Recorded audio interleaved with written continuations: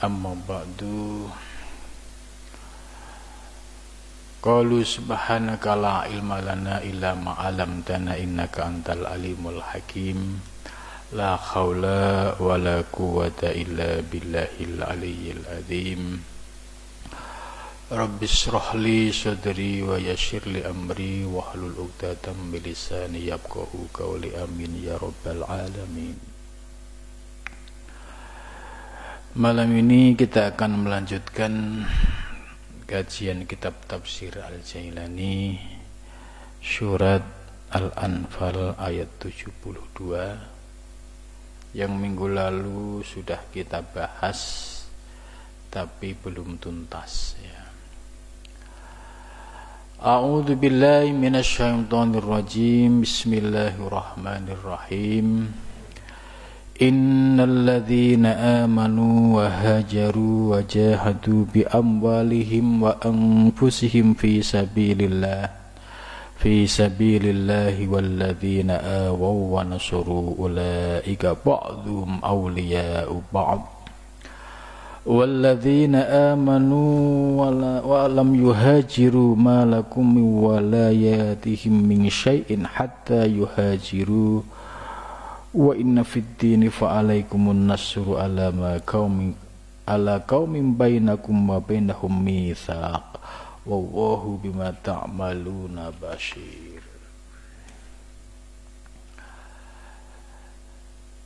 Minggu yang lalu kita sudah bahas innal ladzina amanu wa hajaru wa jahadu bi amwalihim wa anfusihim fi sabilillah. Jadi membahas tentang alladzina amanu, orang-orang yang beriman, wahajaru, mereka berhijrah ya, dalam konteks Nabi hijrah dari Mekah ke Madinah karena situasi Mekah sudah tidak kondusif. Wajahadu, dan mereka berjuang, berjihad, bi amwalihim, dengan hartanya ya. Wa anfusihim, ya, dan jiwanya. Jadi bagi yang punya harta akan berjuang dengan hartanya, bagi yang tidak punya harta bisa dengan jiwanya. Fi sabilillah, yaitu di jalan Allah. Nah, kemarin sampai di sini. Fi sabilillah menurut penafsiran Syekh Abdul Qadir Al-Jailani, yaitu liyatahaqqaqu bi martabatil fana'i fihi liyafuzu bi baqaihi. Ini namanya penafsiran sufistik ya, yang dilihat, yang dikaji dari makna sabilillah ini menurut pandangan para sufi. Liyatahaqqaqu, yaitu supaya mereka semakin tambah yakin, tambah tahqiq. Dengan apa? Yaitu dengan kalimat tauhid yang diajarkan oleh Nabi Muhammad sallallahu alaihi wasallam. Jadi ajaran kalimat tauhid tidak sebatas hanya di lisan ya, membaca syahadat asyhadu alla ilaha illallah ya, wa asyhadu anna muhammadar rasulullah ya, tidak sebatas di lisan tapi diuji langsung oleh Allah untuk terjun ya bersama Nabi membuktikan dua kalimat tauhid dan kalimah syahadat tauhid dan syahadat rasul. Maka orang-orang yang hijrah mau meninggalkan kampung halamannya dari Mekah menuju Madinah itu karena didasari dengan kecintaan kepada baginda Nabi dan juga efek dari ajaran tauhid yang disampaikan oleh Nabi Muhammad SAW. Mereka meyakini bahwa ajaran yang dibawa Nabi Muhammad adalah ajaran yang hak, Maka kami sekeluarga mau tidak mau harus ikut hijrah bersama Nabi Muhammad Sallallahu Alaihi Wasallam. Lah, proses inilah mereka akan mengalami tantangan langsung di tengah masyarakat Mekah dan Madinah. Di Madinah orang-orang kafir Quraisy sudah mulai keras menolak keberadaan Nabi Muhammad, menolak sahabat-sahabat Nabi Muhammad. Akhirnya Nabi Muhammad beserta para sahabat hijrah ke Madinah. Nah, di Madinah apa yang dilakukan oleh Rasulullah SAW? Yaitu membangun sebuah masyarakat yang berdasarkan atau yang berasal dari berbagai macam suku, agama. Mereka mengangkat Nabi Muhammad Sallallahu Alaihi Wasallam sebagai pemimpin. Nah, konsep negara Madinah inilah yang menjadi dasar negara yang memiliki masyarakat yang plural, yang Bhinneka Tunggal Ika. Maka dikenal dengan Piagam Madinah. Liyatahaqququ bimartabatil fana, ini dalam penafsiran Syekh Abdul Qadir Jailani, bahwa orang yang sudah meyakini tentang kebenaran ajaran Nabi Muhammad dan dibuktikan langsung di lapangan, ikut hijrah, ikut perang bersama Nabi, ini semakin tambah yakin tentang ajaran tauhid yang dibawa oleh Nabi Muhammad SAW. Maka ketika mendapatkan pencerahan dari ajaran tauhid, tidak sebatas la ilaha illallah itu di lisan, tapi diyakini, dirasakan sampai pada hakikatnya, merasakan tidak ada yang mengatur alam semesta ini kecuali Allah, tidak ada yang menggerakkan alam semesta ini kecuali Allah, tidak ada yang berkuasa di alam semesta ini kecuali Allah. Dari eksplorasi dari makna la ilaha illallah inilah akhirnya mereka menemukan makna yang hakiki hingga merasakan fana. Fana itu hilangnya kesadaran kehambaan, yang muncul adalah kesadaran ilahiyah. Jihad dianggap sebagai panggilan suci, maka resiko apapun yang dihadapi ketika jihad, ketika perang, dia tidak akan pernah takut. Orang-orang yang pada zaman Nabi pada tahap sampai mencapai makom fana ini, mereka yang berjuang dengan hartanya dan jiwanya. Kalau mereka punya harta, mereka akan memberikan hartanya untuk perjuangan Nabi, seperti Sayyidina Abu Bakar As-Siddiq dan para sahabat. Begitu juga sahabat-sahabat yang lain, mereka berjuang di garda paling depan untuk membela agama Islam. Ini disebut oleh Syekh Abdul Qadir Jailani untuk meraih bimartabatil fana fihi. Setelah mencapai martabat fana, liyafuzu bibaqaihi, supaya mereka meraih kesuksesan, meraih keberhasilan dalam mencapai makom bako. Jadi bedanya fana sama bako itu begini. Kalau fana karena hatinya sudah mendapatkan pencerahan nur ilahiyah, itu tidak merasa memiliki harta, hartanya digunakan seluruhnya untuk perjuangan agama. Begitu juga jiwa raganya, tidak pernah berpikir ya untung rugi terhadap dirinya, tapi karena ini panggilan agama maka dikerahkan seluruh kemampuannya. Tahapan ini disebut sebagai tahapan fana untuk mencapai puncaknya, yaitu bako.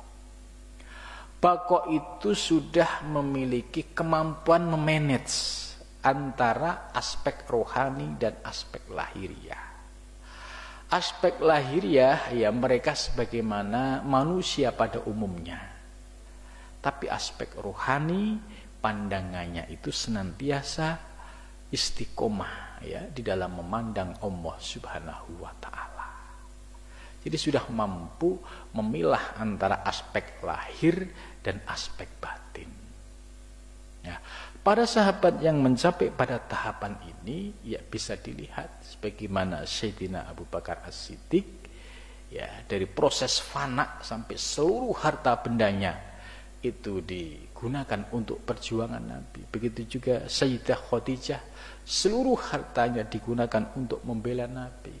Begitu juga Bilal bin Rabah, seorang budak ya, karena tidak memiliki harta tapi seluruh jiwa raganya untuk membela perjuangan Nabi. Ya, orang-orang yang seperti ini sebagai contoh orang yang memiliki loyalitas yang luar biasa, yang semata-mata untuk li'ila'i kalimatillah. Ya.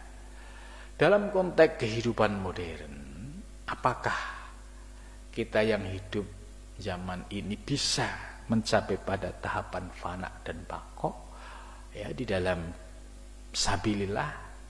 Ya, tentu bisa, sebab ayat ini bersifat universal. Ya, berlaku sepanjang masa.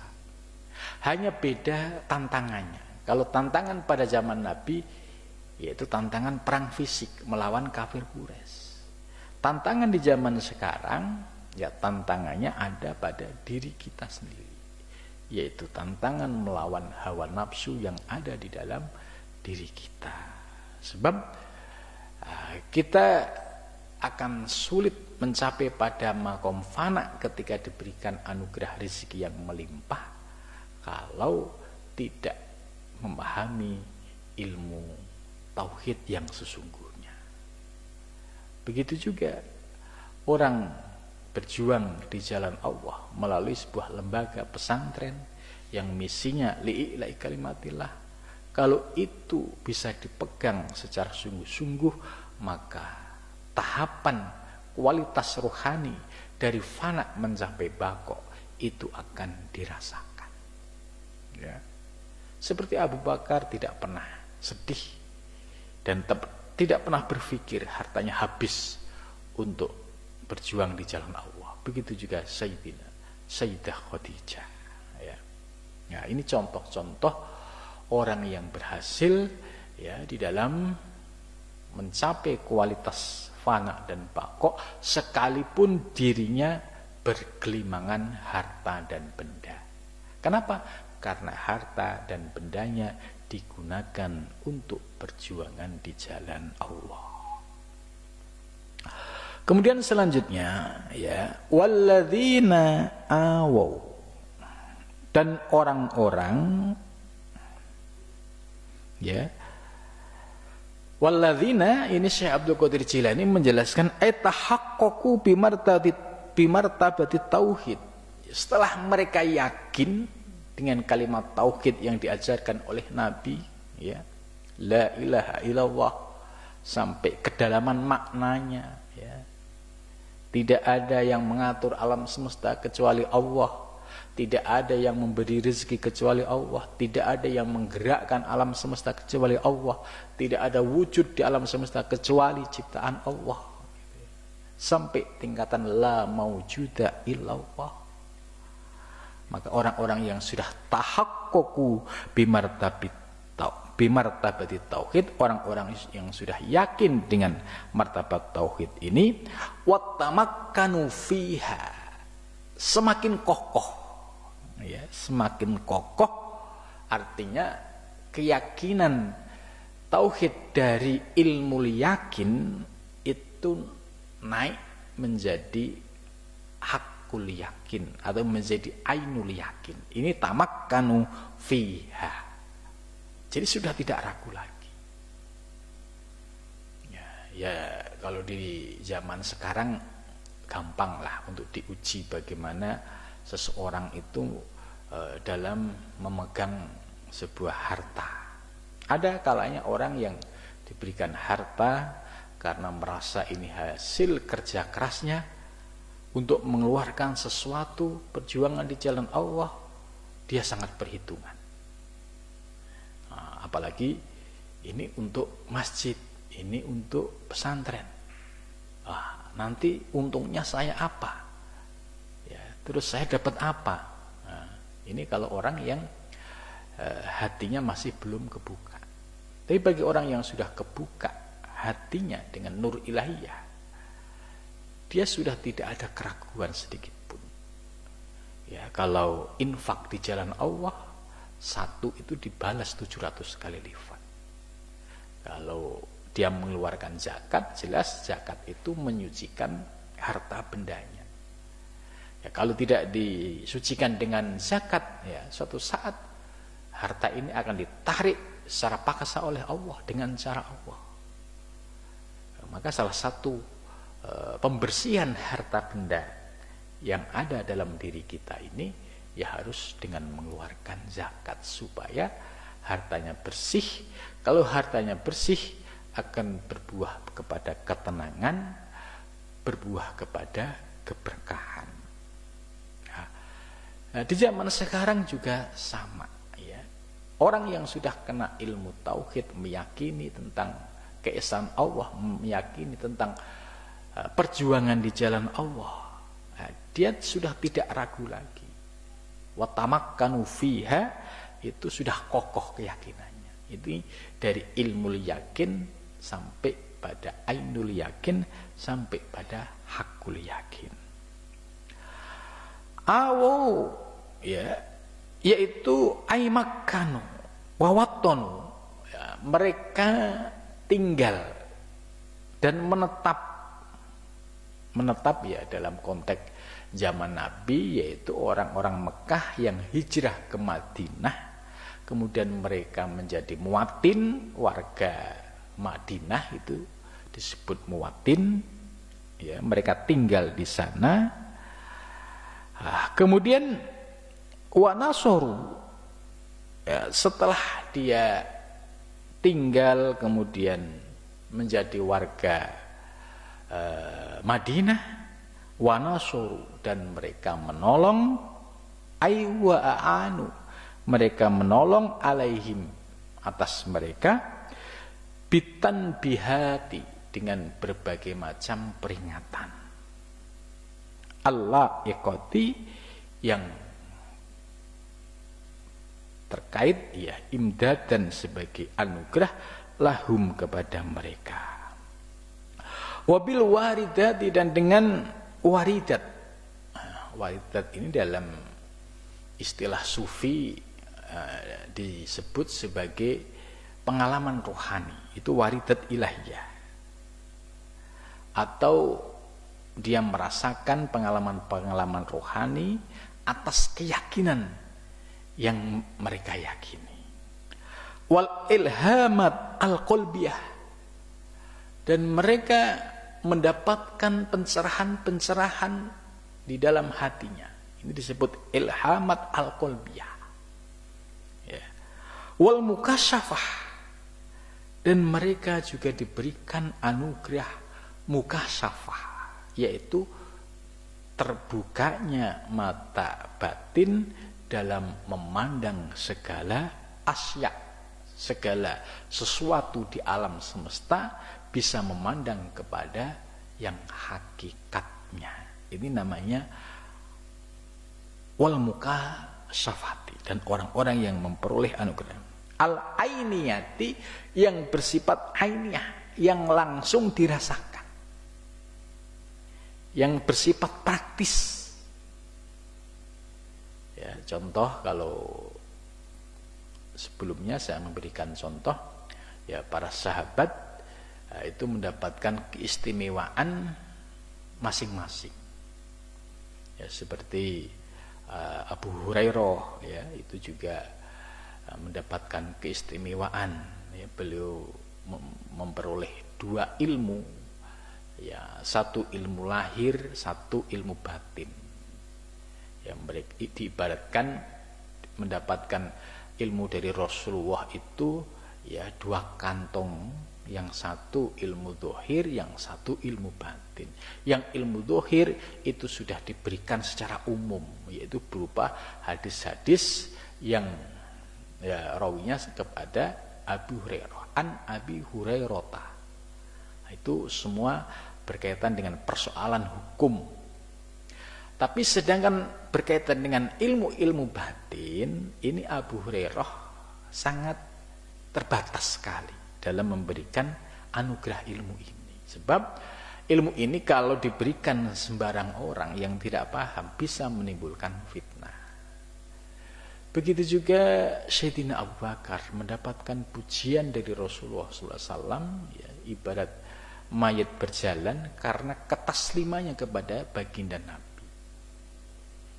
Nah, ini pujian-pujian ini yang menunjukkan bahwa kalau dilihat dari sisi teori ilmu tasawuf, bahwa Abu Bakar itu ya sudah fana dan baqo billah. Buktinya apa ya? Seluruh harta bendanya 100% digunakan untuk membela dakwah Nabi Muhammad SAW. Ini kalau orang-orang tidak sampai pada tahapan fana dan baqo billah, tidak mungkin ya mengeluarkan sampai seperti itu. Nah, maka orang-orang yang mendapatkan anugerah yang demikian ini, mulai dari al-warid al-ghaibiyah, wal ilhamat al-qalbiyah, wal mukasyafah al-ainiyah, ini merupakan kenikmatan-kenikmatan rohani yang dirasakan oleh para sahabat. Itu. Nah, pada zaman sekarang ya, apakah masih ada orang-orang yang bisa merasakan al-waridat al-ghaibiyah, wal ilhamat al-qalbiyah, wal mukasyafat al-ainiyah? Ya, masih terbuka ya. Rahmat Allah itu berlaku sepanjang masa, dan ayat ini juga memiliki makna universalitas. Maka orang-orang yang mendapatkan al-waridat ilahiyah tadi, yaitu orang-orang yang menekuni aspek batiniah, yaitu para sufi. Ya, para sufi inilah yang melakukan proses riyadhah mujahadah, zikir. Tujuannya adalah untuk menyucikan ruang batiniahnya, supaya ketika batiniahnya sudah bersih ya, Allah ingin memberikan nur ilahiyah yang disebut tadi warid ilahiyah, ilhamat al-qalbiyah, mukasyafat al-ainiyah. Itu ibarat wadah itu sudah siap ya, jadi ibarat gelas yang bersih dicuci, nah, kalau dimasukin air itu sudah siap. Nah, ini ibarat anugerah ilahiyah. Apakah selain sufi juga mendapatkan seperti ini? Ya, tentu selama dia melakukan sebuah proses riyadhah mujahadah ya, dengan didasari pada aturan-aturan agama yang bersumber pada Al-Quran dan hadis, ya pasti akan merasakan hal itu, karena ini sifatnya universal ya. Ulaika, mereka yang demikian itu, jadi ini menggambarkan bahwa pada zaman Nabi itu sahabat-sahabat itu ada yang mendapatkan rezeki yang sifatnya ilmu-ilmu zahir, ada juga sahabat yang mendapatkan ilmu zahir dan batin. Nah, ya jelas tidak mungkin pada zaman Nabi ada sahabat yang aspek batin tok, tidak. Bahkan Nabi pernah ya memberikan nasihat kepada orang yang tidak mau usaha dan ikhtiar. Mereka hanya di masjid, ya. Kemudian Nabi, ya, rezeki itu tidak bakal turun dari langit gitu. Artinya ya harus bergerak, ikhtiar dan aktif ini. Maka pada zaman sekarang kalau kita bisa memenuhi syarat ini, ya pasti yang namanya warid ilahiyah itu akan muncul dan dirasakan oleh para salik atau para sufi, ya. Jadi para salikin, ya, orang-orang yang menuju Allah, ketika riyadhah mujahadahnya itu istiqomah, zikirnya istiqomah, 3 hal tadi itu pasti dirasakan. Warid ilahiyah, ilhamat al-qalbiyah, dan mukasafah ghaibiyah. Itu dengan catatan, ya, istiqomah dalam mengamalkan riyadhah mujahadah dan zikir ini. Nah, orang-orang yang seperti ini, ulaika, mereka itu asyuada. Asyuada yaitu orang-orang yang menang, orang-orang yang bahagia. Al-maqbuluna, yang mereka diterima indallah, di sisi Allah. Jadi mereka ini orang-orang yang diterima di sisi Allah Subhanahu wa ta'ala. Ba'duhum awliya'u ba'dhin, sebagian mereka menjadi pemimpinnya sebagian. Ini Syekh Abdul Qadir Jilani menafsirkan, ya tanassuruna, mereka saling menolong, tolong menolong, guyub rukun, ya.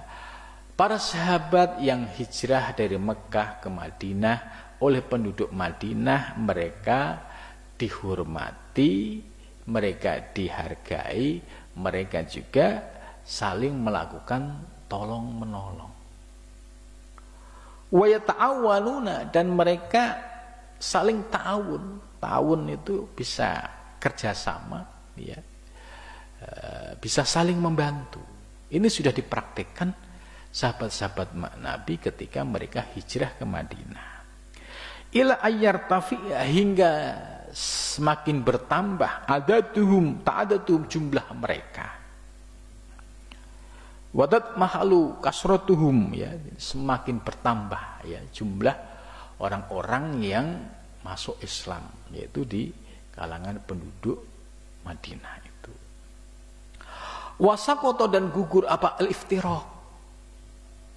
Jadi sudah tidak ada lagi konflik-konflik kecil. Mereka disatukan oleh ajaran tauhid yang dibawa oleh Nabi besar Muhammad SAW. Sehingga muncul uhwah lahiriah dan batiniyah. Mereka saling menolong. Ini yatanassuruna wa yata'awwanuna. Karena itu maka wasaqatul iftiraq, gugur, artinya sudah tidak ada iftiraq, ya, perpecahan, ya, kelompok-kelompok, istilahnya kalau zaman dulu itu kan antar suku itu kan berkelompok-kelompok, ya, mereka sulit membaur. Nah, ini ketika sudah masuk di bawah bimbingan Nabi Muhammad SAW, mereka bisa melepaskan, ya, sekat-sekat kesukuan. Itu saqatul iftir wal istima'anhum, dan mereka bisa berkumpul bersama. Wa in qata'a as-suluk wa talab, dan terputuslah, ya, as-suluk, yaitu berjalan, wa talab, dan proses pencarian. Wa fanya salik, dan fanaklah, ya, seorang salik, was-suluk wal maslak. Nah, ini istilahnya ini luar biasa, ini yang disampaikan oleh Syekh Abdul Qadir Al-Jailani. Ini hampir persis yang disampaikan oleh Syekh Ibnu Arabi, ya, dalam kitab Al-Futuhat. Ada al-ilmu, ada al-ma'lum, ada al-alim. Ilmu, ya, itu objeknya, ya, Al-ma'lum itu sesuatu yang diketahui, al-alim yang mengetahui. Ini kalau Syekh Abdul Qadir Jilani menggunakan, kalau orang yang sudah sampai pada tahapan fana, ya, seorang salik yang sudah fana itu ya antara salik, suluk dan maslak itu sudah satu kesatuan yang tidak terpisahkan. Wafanya salik, dan fanalah seorang salik, artinya hilanglah kesadaran kehambaan di dalam dirinya karena didominasi, yaitu mendapatkan limpahan ruhaniyah sehingga ya merasa fana. Wasuluk, dan ya sudah tidak merasa suluk itu berjalan. Wal maslak, dan tempat berjalan. Jadi orang yang sudah sampai pada tahapan ini, ya semua gerakannya itu sudah menuju Allah. Itu. Kalau tahap awal kan ada proses seorang salik, dia harus suluk ya di sebuah maslak. Jadi salik, suluk, maslak. Ini proses tahap awal. Tapi ketika sudah sampai pada fana, salik, suluk, maslak ini sudah hilang. Karena semua sudah sirna menjadi satu langkah, yaitu menuju Allah Subhanahu wa ta'ala. Wa baqiya ma baqiya, ya. Dan yang ada ya sesuatu yang ada gitu. Artinya yang bako, yang kekal, ya yang maha kekal. Kan kullu man 'alaiha fan wa yabqa wajhu rabbika dzul jalali wal ikram. Ya kullu man 'alaiha fan, semua sirna. Wa yabqa dzul jalali wal, yang kekal hanya zat yang maha agung. Ini wa baqiya ma baqiya, artinya yang kekal ya yang kekal, yang fana ya fana. Artinya yang bersifat kehambaan ini akan fana, yang kekal adalah kekal dengan sifat-sifat ilahiyah. La ilaha illa huwa. Nah, ini menarik. Ya, Syekh Abdul Qadir Jilani menggunakan kata huwa, tidak la ilaha illallah. Ya. Ini ada apa? Syekh Abdul Qadir Jilani menggunakan kata huwa. La huwa ini yaitu sebagai madharul haq. Alam semesta ini sebagai madhar. Itu disebut sebagai huwa. La ilaha, tidak ada Tuhan yang hak disembah illa huwa, ya, kecuali huwa itu bisa dimaknai domirnya kembali kepada Allah. Ini secara ilmu nahwu, huwa ini domir mufrad mudzakkar ghaib yang menunjukkan kepada Allah. Tapi dalam pembahasan ilmu tasawuf, ya, seperti Syekh Ibnu Arabi dan juga Imam Ghazali, termasuk Syekh Abdul Qadir Jilani, huwa ini memiliki makna sebagai tajalli duhurul haq, yaitu kenyataan dari alam semesta, ya, dari al-haq itu adalah huwa. Maka sama dengan surat Al-Ikhlas, kul huwa, kul katakanlah huwa. Ini ujuk-ujuk di depan diberikan dhamir, ya, untuk isim mufrad mudzakkar ghaib lagi. Ya, mufrad mudzakkar ghaib. Kok huwa di depan? Lazimnya huwa itu posisinya setelah subjeknya disebut. Nah, huwa di sini juga memiliki makna filosofis, memiliki makna hakiki. Madharul haq, kenyataan alam semesta, ini kalau dipandang secara pandangan hakikat, ya dia adalah wujudul haq, menggunakan simbol huwa. Itu maka di dunia tasawuf, ya terutama pengikut Ibnu Arabi itu, ya mereka sudah memahami apa makna simbol daripada huwa itu.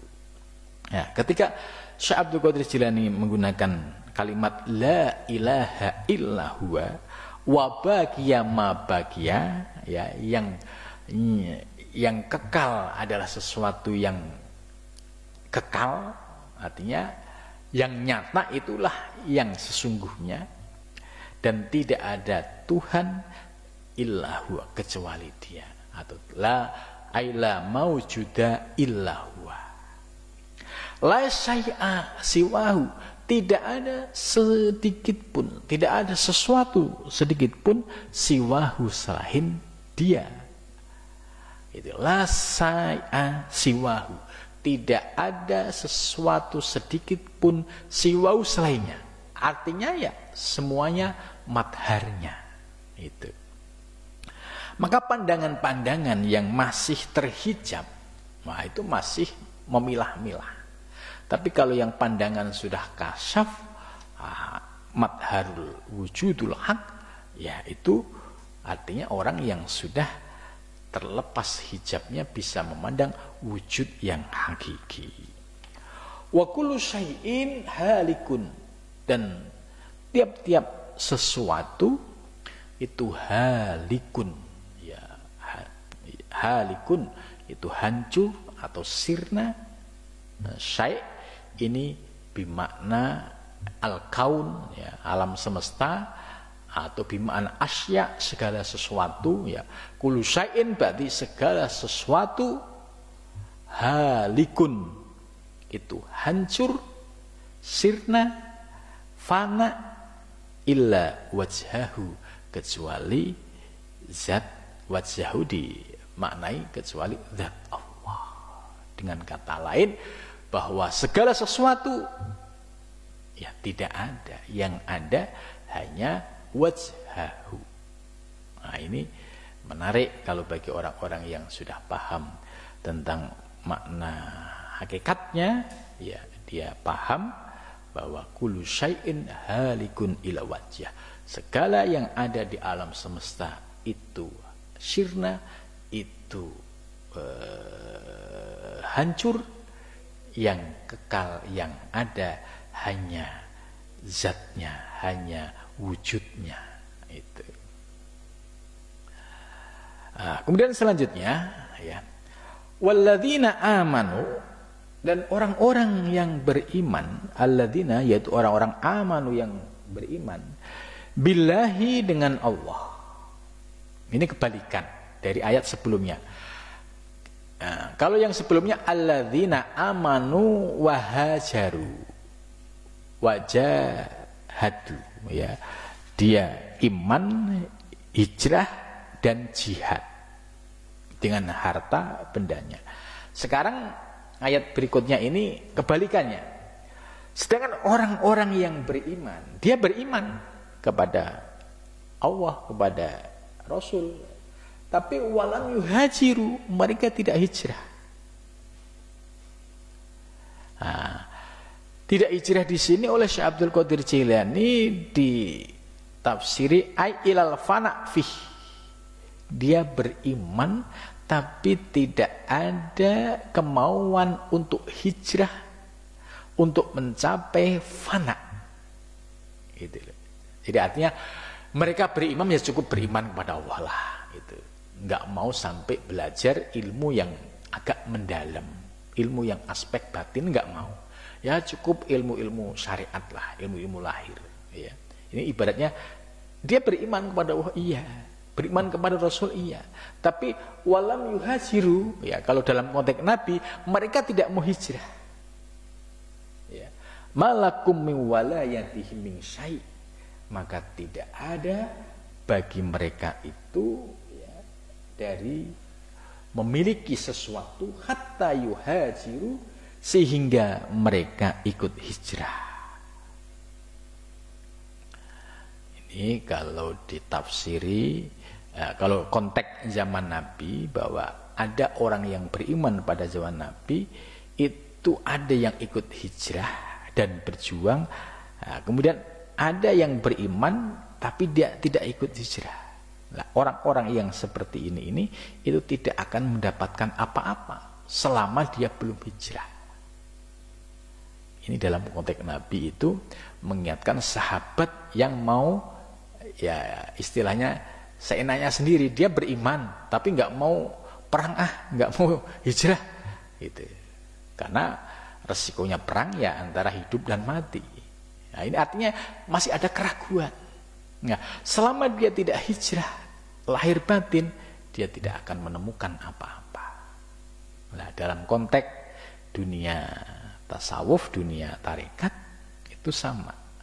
Dia sudah beriman kepada Allah, menjalankan ya perintah agama seperti sholat, tapi ilmunya masih berbasis pada fikih oriented. Ya, hanya berdasarkan kajian fikih mulai dari wudhu sampai sholat, ya, semua berdasarkan fikih. Walam yuhajiru, ya, mereka tidak hijrah dari aspek lahir ke batin, yaitu mempelajari ilmu-ilmu yang terkait dengan batiniah. Maka orang yang tidak mau berhijrah dari aspek lahir ke batin, dia tidak akan merasakan apa-apa. Ini penafsiran dari aspek sufistiknya. Jadi kalau kita beragama hanya aspek fikih tok, ya itu sudah bagus. Tapi akan lebih bagus kalau disempurnakan dari aspek lahir dan aspek batin, sehingga dapat merasakan samprohnya, yaitu buahnya berupa kemakrifahan. Nah, Syekh Abdul Qadir Jilani menafsirkan dari aspek sufistik, malakum ayyuhal wasilun miwalayatihim min syekh hatta yuhajiru. Jadi orang-orang yang tidak mau hijrah dalam pengertian tidak mau melakukan ikhtiar menghidupkan ruhaninya dengan riyadhah mujahadah, dengan belajar ilmu tasawuf, dengan ilmu tarekat, ya. Ini dia tidak akan merasakan apa-apa dalam beragama, ya kering. Itu. Maka dari itu supaya merasakan kenikmatan aspek batin, aspek torekoh, aspek hakikat, sampai pada puncaknya merasakan ma'rifah, ini ya harus hatta yuhajiru, harus berhijrah dari aspek lahir menuju aspek batin, sehingga mereka bisa melakukan suluk maslakal fana'i untuk mencapai pada tahapan fana. Itu. Jadi sejak dulu sampai zaman sekarang, ya, kalau rohani itu pengen bercahaya, ya harus mau melakukan suluk, yaitu proses membersihkan kotoran lahir dan kotoran batin. Kalau tidak melakukan proses suluk ini, sulit untuk bisa mencapai pada maslakal fana, yaitu untuk mencapai pada kualitas fana billah itu. Wa ba'da ma dakhulu bab tolab, dan setelah mereka masuk pada pintu tolab tuntutan, ini stansurukumullah, jika meminta mereka pertolongan, ya, pada kamu sekalian, wasta'anu, dan mereka minta pertolongan minkum darimu, fiddin, di dalam soal agama, fiddin kalau secara umum, fiddin kalau terkait dengan Islam ya agama Islam. Tapi Syekh Abdul Qadir Jilani dalam menafsirkan kata ad-din itu terkait dengan penafsiran sufistik bagi seorang salik, ai fi suluki tariqi tafwid, yaitu dia harus melakukan sebuah proses suluk menapaki jalan tafwid.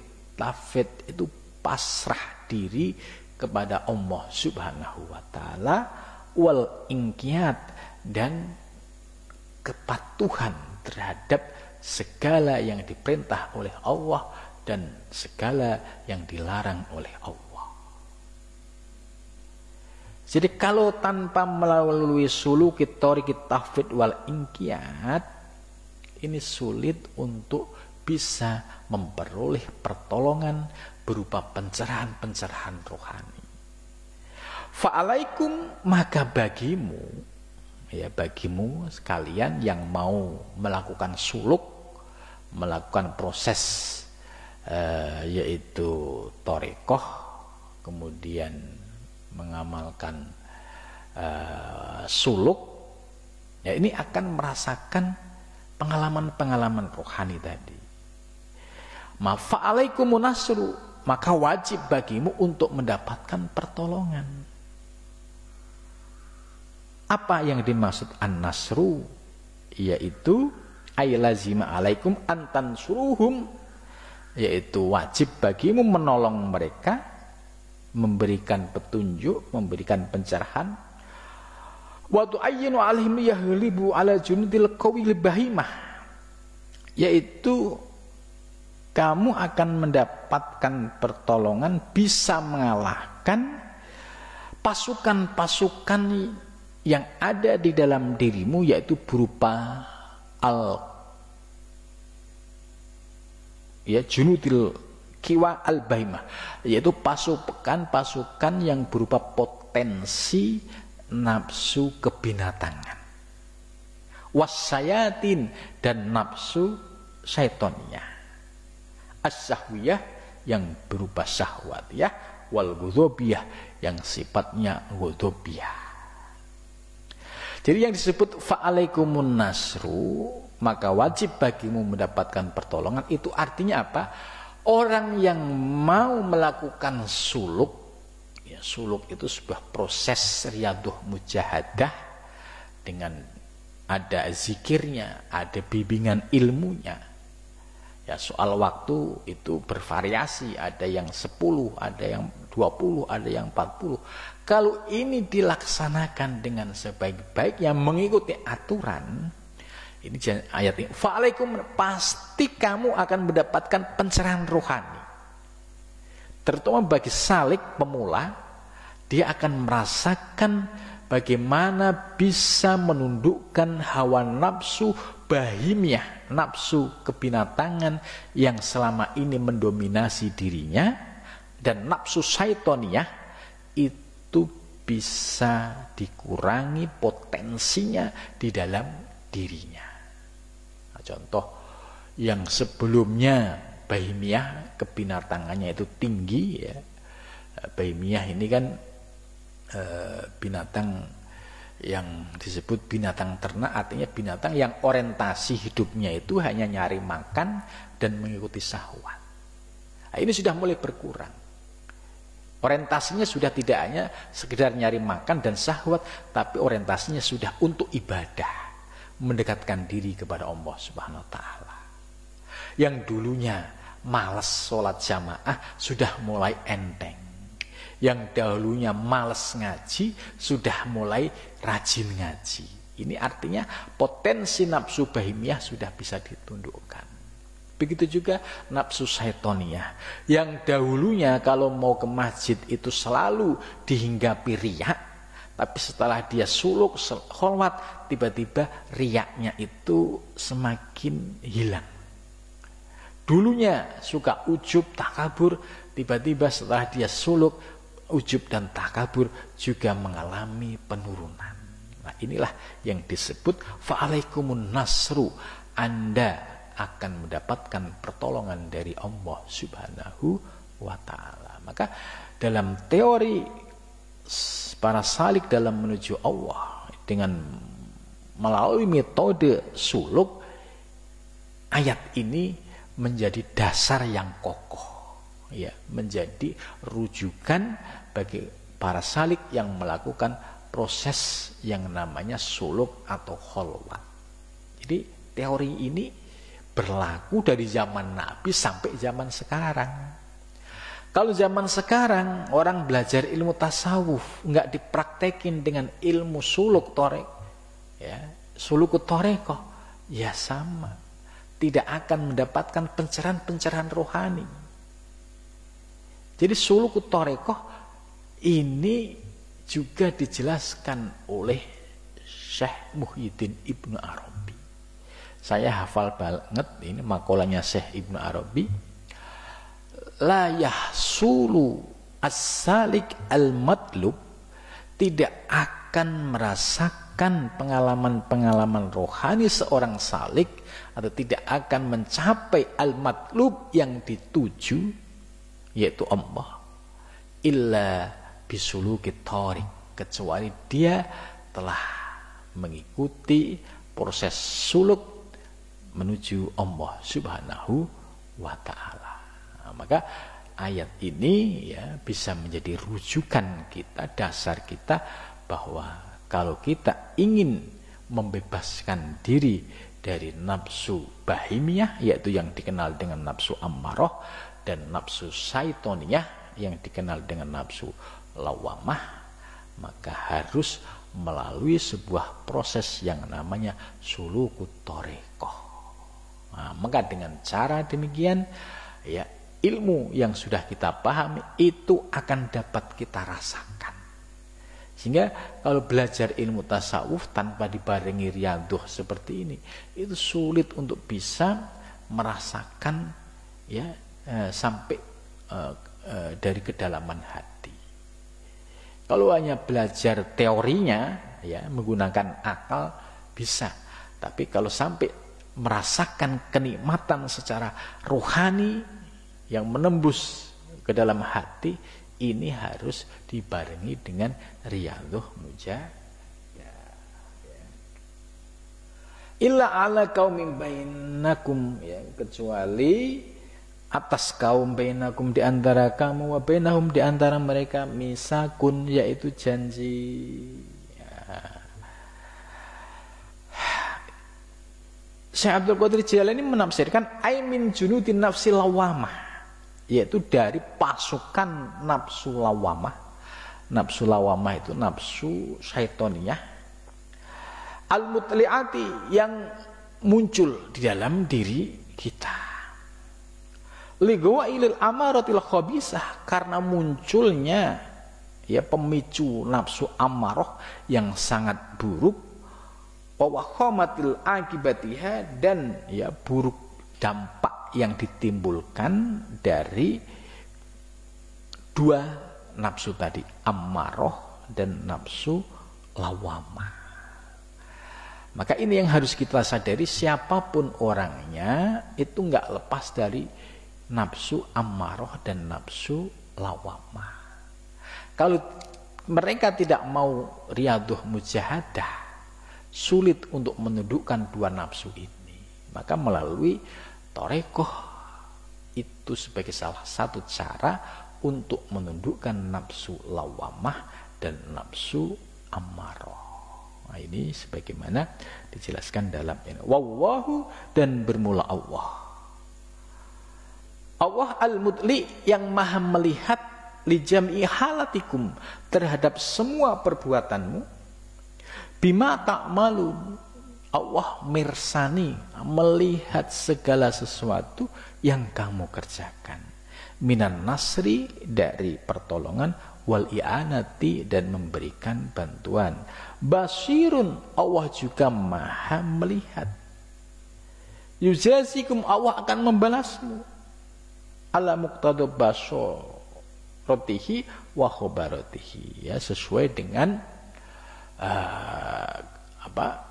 pandangannya dan maha awasnya Allah dalam melihat gerak-gerik lahir maupun batin kita, ya.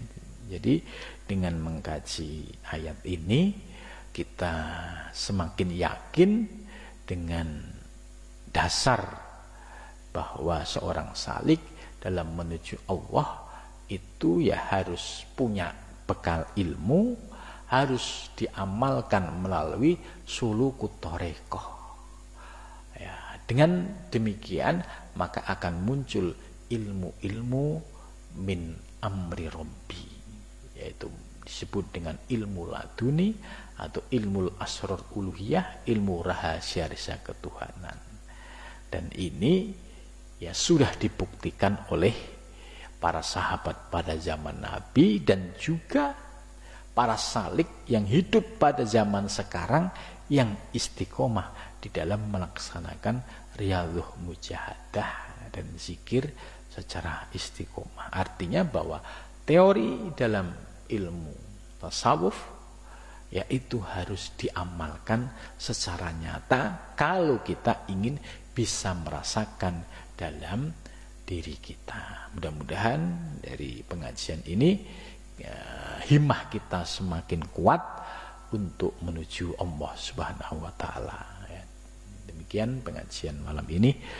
Mudah-mudahan membawa manfaat dan kita diberikan istiqomah. Cukup sampai di sini. Wahul muwaffiq. Assalamualaikum warahmatullahi wabarakatuh.